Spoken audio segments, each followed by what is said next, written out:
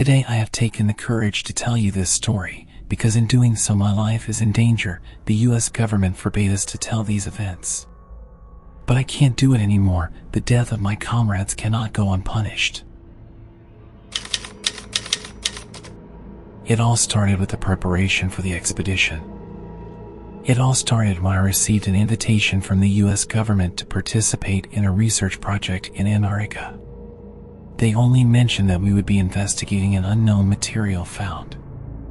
I've always been an adventure lover, and the idea of exploring Antarctica, the most inhospitable and isolated continent on the planet, had long intrigued me. So when I heard that an expedition was being formed to study the effects of climate change in the region, I rushed to join. After several months of intense preparation, we finally arrived at the scientific base, located in the heart of the Antarctic continent. The sight of glaciers and snow-capped mountains took my breath away. But as we progressed, the feeling that something was not right began to creep in. The moment I set foot on the frozen continent, I knew the whole mystery would begin. During the first weeks of the expedition, everything seemed normal. We performed our scientific tasks diligently and adapted to life in extreme conditions of cold and isolation. Gradually, however, we began to notice strange things. For example, there were times when we felt that something or someone was watching us from the shadows. At other times, we would hear strange sounds in the distance, as if there was something moving through the ice and snow. But whenever we tried to investigate, we found nothing out of the ordinary. But things started to get really scary when one of our companions disappeared without a trace. At first, we thought he had been lost in a snowstorm, but when more disappearances began to occur, we knew something bad was going on. The disappearances occurred randomly, and there was no pattern to explain them. One day, it was one of the scientists, the next, a member of the logistics team. Every time someone disappeared, we would gather to try to figure out what had happened, but we couldn't find any clues. One day, while on an expedition outside the base, we discovered something strange in the ice. It appeared to be a metal object, elongated in shape and with strange symbols engraved on its surface. We did not know what it was or where it had come from, but we knew it was not of terrestrial origin. Immediately, word of our discovery spread, and we began to speculate about what it might be. Some said it was an extraterrestrial artifact, while others believed it might be the result of a secret experiment by some world power. But whatever it was, our curiosity about the mysterious object was about to unleash horror. After weeks of study and experimentation with the object, strange things began to happen. First, we began to experience vivid dreams and nightmares, which seemed to be related to the object. Then, strange marks began to appear on our skins, as if we had been burned by something unknown. But the worst was yet to come.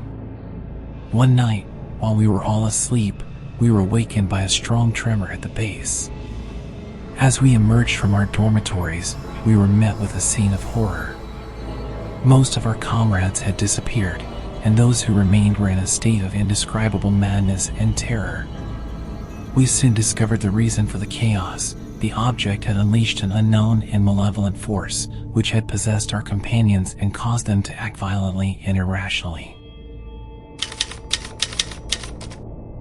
With most of the team gone or possessed, the few of us who remained struggled to survive.